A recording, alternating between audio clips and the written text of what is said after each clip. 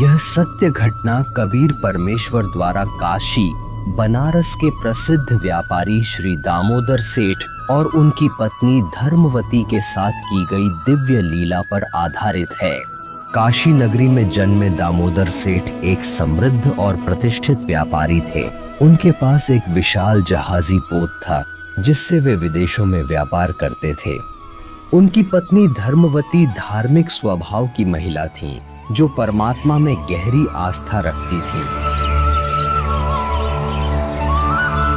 धर्मवती, ओ धर्मवती, सुन रही हो?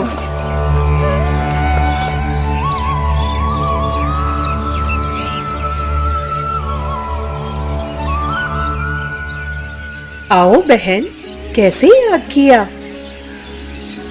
बहन, हमारे घर पर गुरुजी सत्संग करने आए हैं।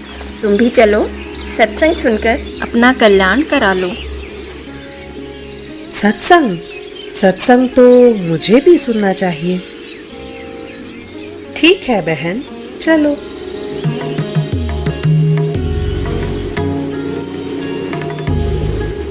धर्मवती अपनी सहेली के साथ सत्संग स्थल की ओर निकल पड़ती है और वहां पहुंचकर सत्संग सुनने लगती है।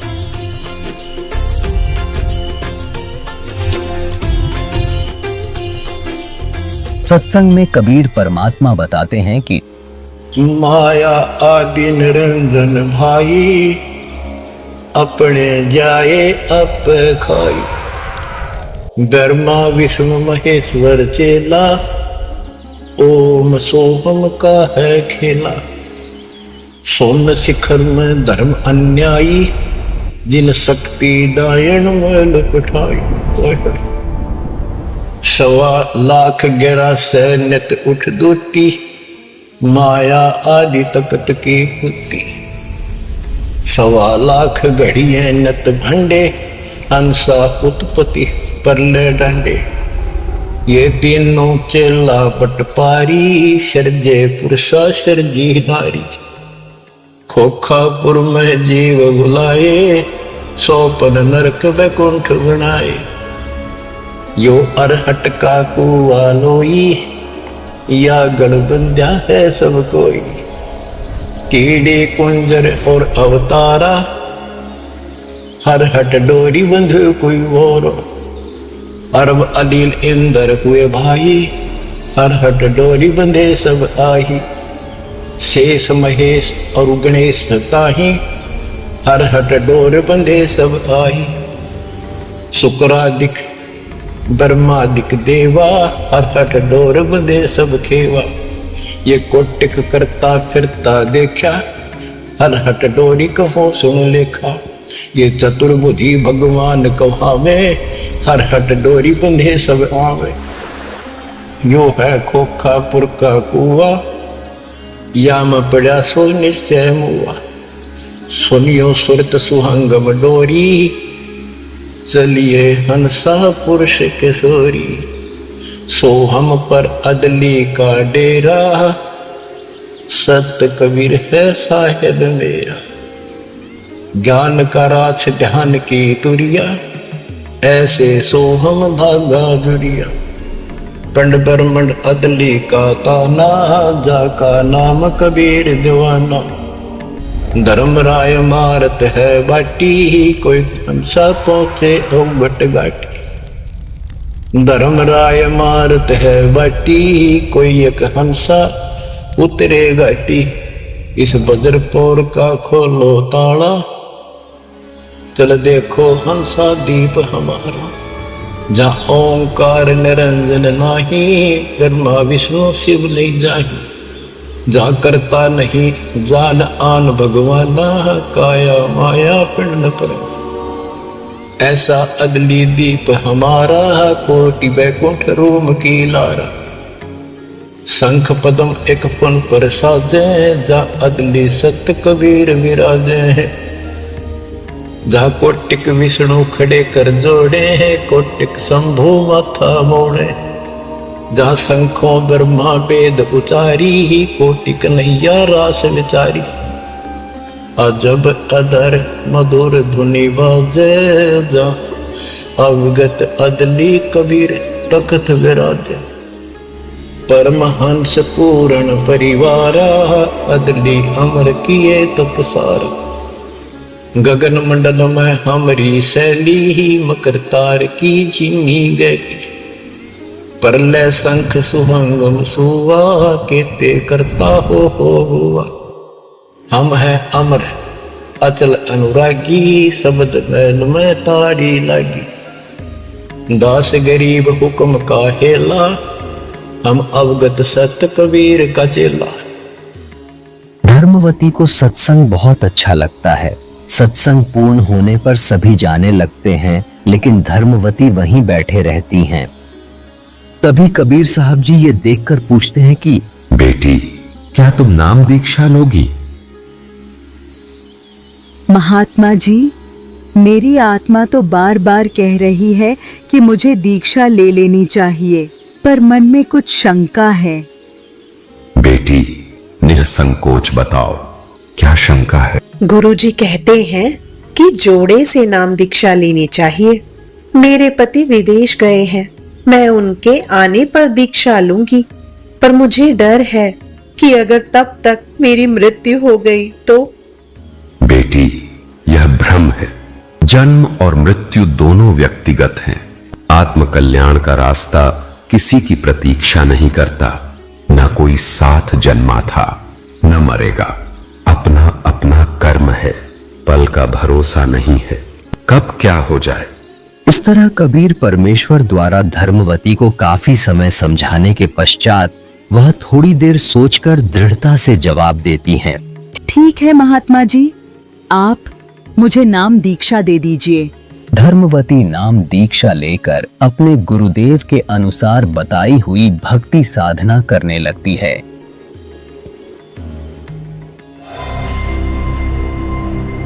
धीरे धीरे समय गुजरता है और दामोदर सेठ विदेशों से व्यापार कर अपने घर लौट आते हैं।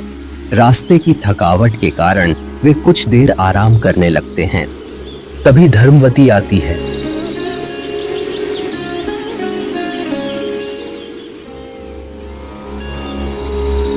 स्वामी, खाना बन गया है, खा लीजिए।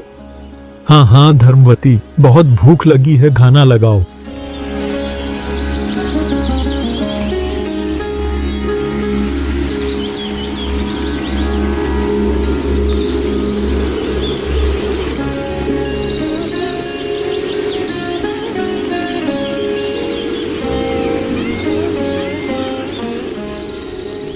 मुझे इन्हें सत्संग और दीक्षा के बारे में बता देना चाहिए। अगर किसी और ने बताया तो यह बहुत बुरा मान सकते हैं। स्वामी, मुझसे एक गलती हो गई है, मुझे क्षमा कर दीजिए। धर्मवती, मुझे तुम पर पूरा विश्वास है, तुम कोई ऐसा काम नहीं कर सकती जो क्षमा के योग्य न हो। हमारे पड़ोस में एक बहन ने गुरुजी से नाम दीक्षा ली है। मैं भी सत्संग में गई और मुझे गुरुजी का ज्ञान बहुत अच्छा लगा। मैंने उनसे नाम दीक्षा ले ली, बिना आपसे पूछे।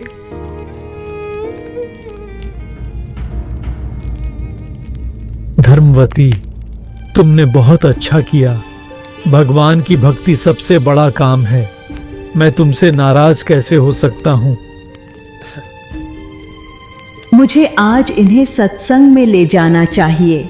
अगर इन्होंने एक बार सत्संग सुन लिया और देख लिया तो इन्हें विश्वास हो जाएगा। स्वामी, आज गुरुजी का सत्संग है, कृपया मेरे साथ चलिए। धर्मवती, मैं बहुत थका हुआ हूँ, तुम जाओ। स्वामी, रात का समय है, मैं अकेले कैसे जाऊं? मेरे साथ की सारी सहेलियां चली गई हैं। आप पीछे बैठ जाइए, अगर नींद आए तो सो जाना। गुरुजी कुछ नहीं कहेंगे। ठीक है। दामोदर धर्मवती की बात मानकर सत्संग स्थल की ओर बढ़ते हैं और पीछे जाकर शांत भाव से बैठ जाते हैं।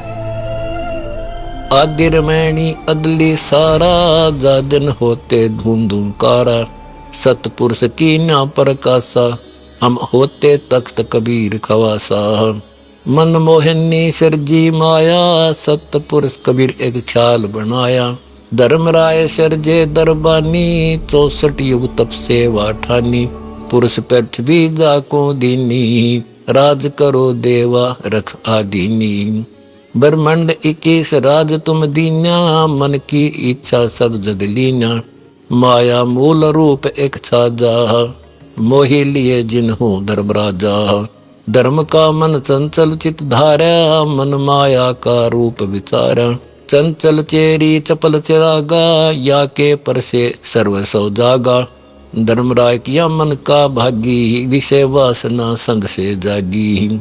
आदि पुरुष अदली अनुरागी, धर्मराय दिया दिल से त्यागी। पुरुष लोक से दिया ढहाई, सहज दास के दीप चल आए भाई। सहज दास जिस द्वीपर हंता, कारण कौन कौन कुल पंथा। धर्मराय बोले दरबानी, सुनो सहज दास ब्रह्म ज्ञानी। 64 युग हम सेवा कीनी, पुरुष पृथ्वी हमको दीनी। चंचल रूप बया मन मोरा, मन मोहिनी ठगिया बोरा। सतपुरुष के नामन भाए, पुरुष लोक से हम चल आए। अगर दीप सुनत बड़ बागी, सहज दास मेटो मन पागी। बोले सहज दास दिलदानी, हम तो चाकर सत सैदानी। सतपुरुष से अर्ज गुजारूं, जब तुमरा बीमान उतारूं। सहज दास को किया पियाना, सत्यलोक लिया परवाना। सतपुरुष साहेब सर्वंगी, अवगत अदली अचल अभंगी। धर्मराय तुमरा दरबानी, अगर दीप चल गए परानी। कौन हुक्म करी अर्ज आवाजा, कहाँ पठाऊं उस धर्मराजा। बही आवाज अदली एक साचा, विषय लोक जाति नो बाचा। सहज विमान चले अधिकाई, छिन में अपने द्वीप चल आई। हम तो अर्ज करी अनुरागी, तुम विषय लोक जाओ बड़ भागी। धर्मराय के चले विमाना, मान सरोवर आए प्राणा। मान सरोवर रहन न पाए, जहाँ कबीरा रूप में था ना लाए। बंक नाल की विस्मी बाटी, तहाँ कबीरा रोकी घाटी। इन पांचों मिल जगत बंधाना, 184 में जीव सताना। ब्रह्मा विष्णु महेश्वर माया, धर्मराय का राज बैठाया। यो खोखापुर झूठी बाजी, बिष्ट बैकुंठ दगासी साजी। कृत्रिम जीव बुलाने भाई, निजगर की तो खबर न पाई। 1.25 लाख उपजय नित हंसा, 1 लाख विनसे नित अंसा। उत्पत्ति कपति या प्रलय फेरी, हर्ष शोक जो राजम जेरी। 5 तत्व हैं प्रलय माही, सतगुण रजगुण तम गुण जाई। 8 अंग मिली है माया, पिंड ब्रह्मंड सकल बरमाया। या मैं सुरति शब्द की डोरी, पिंड ब्रह्मंड लगी है खोरी। श्वासा पारस मन गए राखो, खोल कपाट अमीर सचाखो। सुनाऊं हंस शब्द सुन दासा, अगम द्वीप है अग है बासा। बहु सागर यम दंड जमाना, धर्मराय का है तलबाना। 5 ऊपर पद की नगरी, बाट विहंगम बंकी डगरी। हमरा धर्मराय सो दावा, बहु सागर में जीव भरमाया। हम तो कहें अगम की बाणी, जहाँ अभिगत अदली आप कबीर बिनानी। बंदी छोड़ हमारा नामम, अजर अमर है अस्थिर ठामम। युगन युगन हम कहते आए, जमजोरा से हंस छुटाए। जो कोई माने शब्द हमारा, बहु सागर नहीं भर में धारा। या मैं सुरती शब्द का लेखा, तन अंदर मन को किन देखा। दास गरीब कबीर की बाणी, खोजो हंसा शब्द सैदानी। सत्संग पूरा होता है। धर्मवती दामोदर के पास जाती हैं और पूछती है, स्वामी आपको सत्संग कैसा लगा? नींद तो नहीं आई ना? धर्मवती, नींद कैसी? मुझे तो नाम दीक्षा लेनी है। क्या गुरुजी मुझे दीक्षा देंगे? हाँ स्वामी, गुरुजी सबको नाम दीक्षा देते हैं। दामोदर सेठ परमात्मा के पास आके हाथ जोड़कर बैठ जाता है और नाम दीक्षा देने की प्रार्थना करता है। सुनो लाला जी, आप देवताओं के पुजारी हैं। नाम दीक्षा लेने के बाद आपको अन्य उपासनाएं त्यागनी होगी। जैसे मैं बताऊं उसी प्रकार देवताओं की साधना करनी होगी। यह नियम है। क्या आप इसके लिए तैयार हैं? हे परमात्मा, मैं एक बनिया हूँ और सौदा करना अच्छे से जानता हूँ। जो ज्ञान आपने मुझे दिया है वह इस पृथ्वी पर कहीं और नहीं मिल सकता। अब मैं निर्णय कर चुका हूँ। आप मेरे गुरु हैं और मैं आपका चेला। मुझे दीक्षा दीजिए। मैं हर परिणाम सहने को तैयार हूँ। आप मेरे साथ रहिए। जो होगा देखा जाएगा। सेठ जी, मैं तो केवल एक धानक हूँ और आप ठहरे लाला जी सेठ। आपकी बिरादरी आपको धिक्कारेगी। क्या आप यह अपमान सह पाएंगे?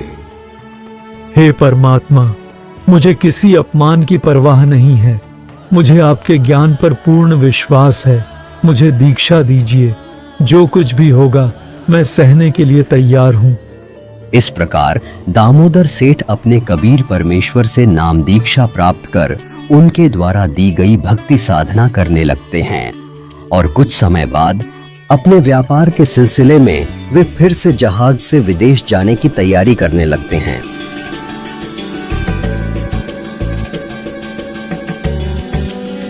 दामोदर सेठ जहाज पर जाने से पहले अपने थैले से देवी देवताओं की पुरानी मूर्तियां और तस्वीरें निकालकर एक एक करके समुद्र में प्रवाहित कर रहे होते हैं। थोड़ी दूरी पर उनके दो साथी व्यापारी यह दृश्य देखकर चौंक जाते हैं। अरे ये देखो, दामोदर सेठ देवी देवताओं की मूर्तियां समुद्र में डाल रहे हैं। चलो बाकी लोगों को बताते हैं।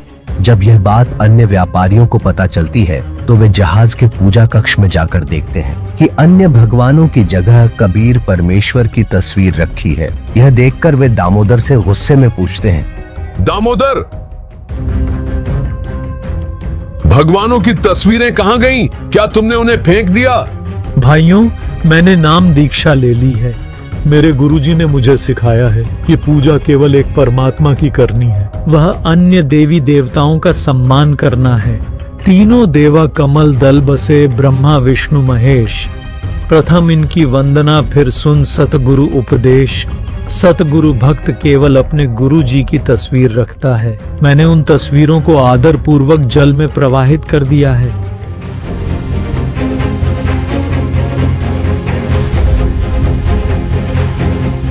तूने क्या कर दिया? यह तो जुल्म है।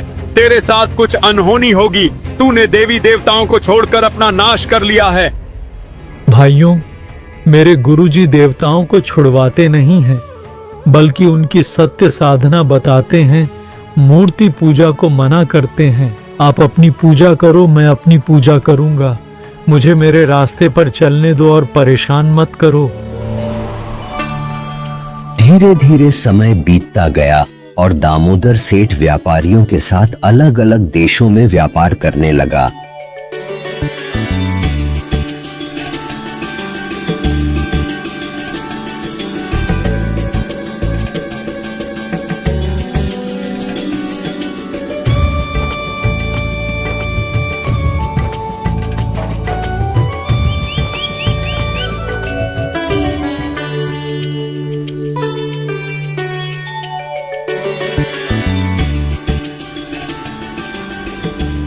दामोदर सेठ अपने गुरु कबीर साहिब जी के बताए अनुसार भक्ति साधना करते रहते थे, जिसे देखकर अक्सर दामोदर के साथी कहते थे, देखो देखो, कबीर आ गया। साथियों, कोई बात नहीं, तुम मुझे चिढ़ाकर खुश हो लो, लेकिन याद रखना, परमात्मा का नाम लेने से तुम्हारी जीभ भी पवित्र हो रही है। समय बीतता है और सभी व्यापारी अपना अपना माल लादकर घर लौट रहे होते हैं। तभी बीच समुद्र में अचानक भयानक तूफान आ जाता है।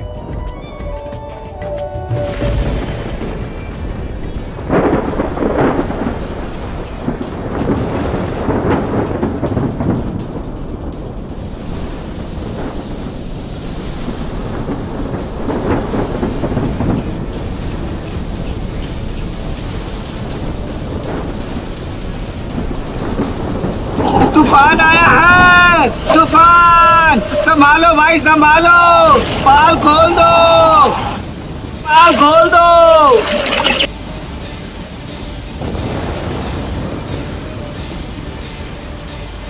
सभी व्यापारी घबराकर अपने अपने भगवानों को याद करने लगते हैं।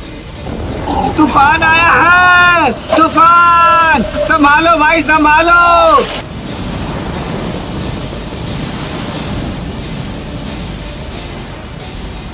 हे भगवान, हमारी रक्षा करो।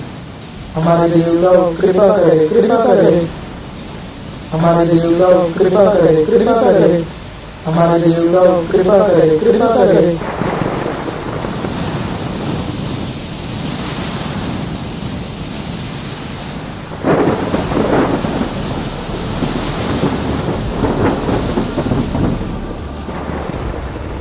धीरे धीरे तूफान और तेज होता जाता है और जहाज डूबने लगता है। सभी व्यापारी परेशान होकर अपने अपने भगवानों को याद करते करते थक जाते हैं, परंतु तूफान लगातार भयंकर रूप लेता जा रहा होता है। यह देखकर वे दामोदर के पास जाते हैं और कहते हैं,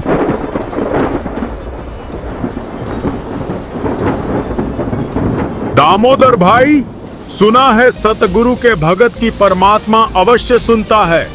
क्यों ना आप अपने गुरु जी से प्रार्थना करें। भाइयों, मेरे गुरुजी तो गरीब से है।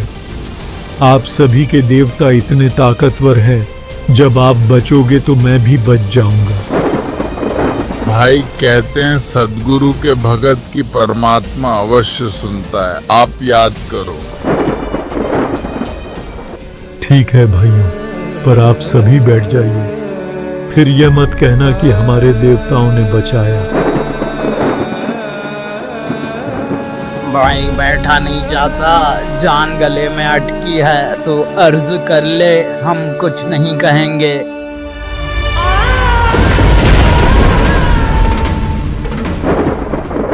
हे परमात्मा, आज लाज रख दो, मेरे कारण आपकी छवि खराब हो जाएगी। मुझ पापी को बाद में मार देना। मैंने आपकी महिमा इनके आगे बहुत गाई है। मुझ दास से कोई गलती बनी हो तो मुझे माफ करें और हमारी रक्षा करें प्रभु, रक्षा करें।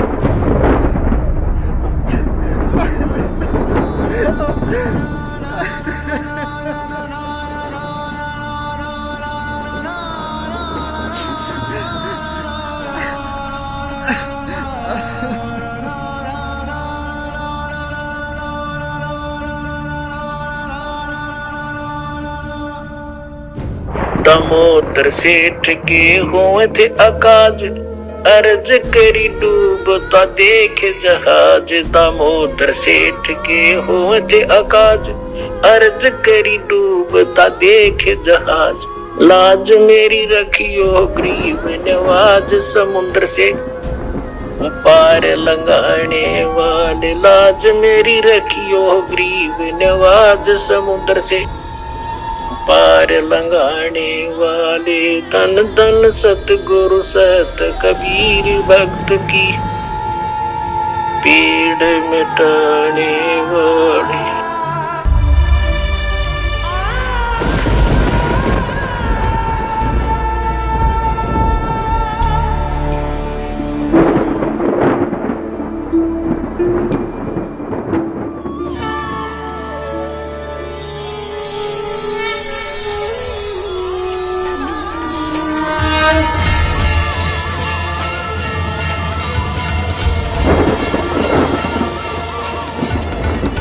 दूसरी ओर सत्संग स्थल पर परमात्मा सत्संग फरमा रहे थे। उनके शरीर से शरद ऋतु में भी पसीना छूट रहा था। परमात्मा चेहरे पर हाथ फेरकर पसीने पूछकर झटकते हैं तो जिस श्रद्धालु के छींटे लगते हैं वह पूछता है, हे परमात्मा, इतनी सर्दी में आपको पसीना क्यों आ रहा है? यह पसीना नहीं है, मेरा एक भक्त दामोदर सेठ है। उसका जहाज समुद्र में डूबने जा रहा था। मैं अभी उसका जहाज बचाकर आया हूं। यह कैसे संभव हो सकता है? परमात्मा तो यहाँ पर बैठे हैं। दूसरी ओर समुद्री तूफान शांत हो गया था और दामोदर बेहोश पड़ा था। दामोदर सेठ के साथी उसे इस हालत में देखकर उस पर पानी के छींटे मारने लगे, जिससे दामोदर को होश आ गया।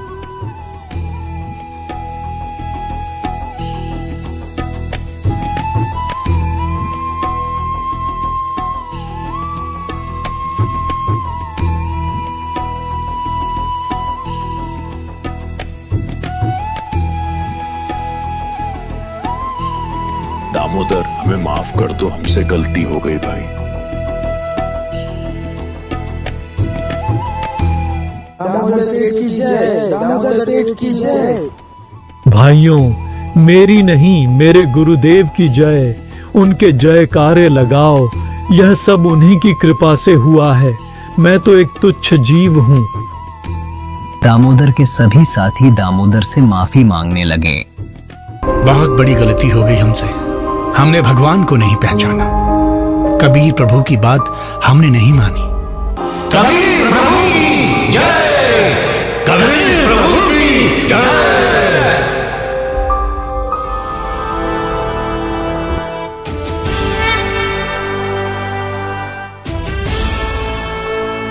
कुछ समय बाद जहाज तट पर पहुंच गया। सभी व्यापारी दामोदर को अपने कंधों पर बिठाकर जयकारे लगाने लगे। कबीर प्रभु की जय, कबीर प्रभु की जय।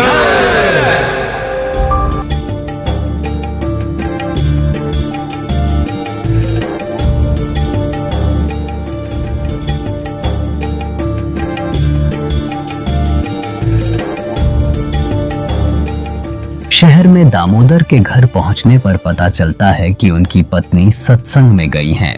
व्यापारी उन्हें सत्संग स्थल पर ले जाते हैं। सत्संग स्थल पर जयकारे गूंज रहे होते हैं।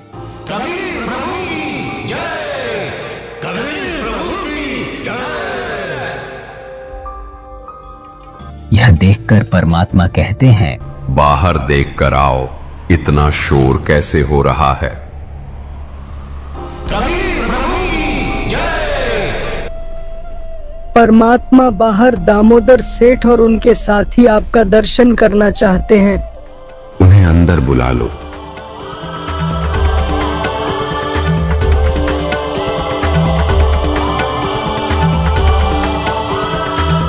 सभी व्यापारी हाथ जोड़कर परमात्मा से क्षमा मांगने लगते हैं। हे परमात्मा, आपने हमारी जान बचाई। हमसे बहुत बड़ी गलती हुई, हमें माफ कर दीजिए। हमने आपका और आपके भगत का बहुत मजाक बनाया है।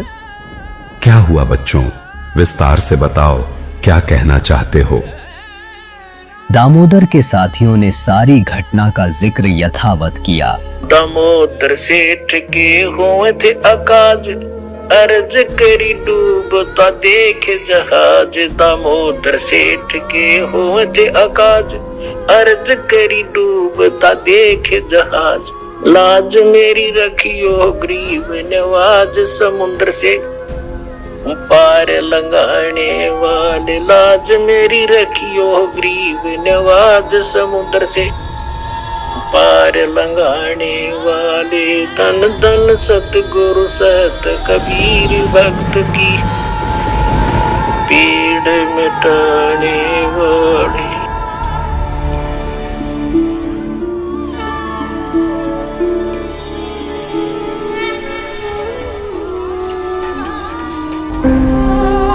कबीर प्रभु, हमको माफ करना, हमने आपको पहचाना नहीं। जिसे सुनकर परमात्मा ने कहा, बच्चों, मैं ही वहां गया था, मैंने ही तुम्हारी रक्षा की। यह आपका सौभाग्य है कि आपने सत्य को पहचाना। अब नाम दीक्षा लो और अपने जीवन को सार्थक बनाओ। सारे श्रद्धालु दामोदर और सभी सेठों की बातें ध्यानपूर्वक सुनते हैं, और जिन्होंने परमात्मा के बारे में सोचा था कि परमात्मा ऐसा कैसे कर सकते हैं, वह तो हमें यहाँ पर सत्संग सुना रहे हैं और कह रहे हैं कि दामोदर सेठ का जहाज निकाल कर आए हैं। उनको भी अपनी गलती का एहसास हुआ और उन्होंने भी परमात्मा से माफी मांगी। हे परमात्मा, हमने आपके ऊपर अविश्वास दिखाया, हम नीचों को भी माफ कर दो दाता। अंत में दामोदर सेठ के सभी साथी परमात्मा से नाम दीक्षा लेते हैं और अपना कल्याण कराते हैं। कबीर प्रभु की जय, कबीर प्रभु की जय। दर्शकों, यह 2D एनिमेशन वीडियो संत रामपाल जी महाराज के सत्संग प्रवचनों का अंश मात्र है। संपूर्ण आध्यात्मिक ज्ञान प्राप्त करने के लिए अवश्य सुनिए संत रामपाल जी महाराज के मंगल प्रवचन। संत रामपाल जी महाराज के मंगल प्रवचन सुनने के लिए आज ही प्ले स्टोर से डाउनलोड करें संत रामपाल जी महाराज ऐप और सब्सक्राइब करें हमारा YouTube चैनल संत रामपाल जी महाराज।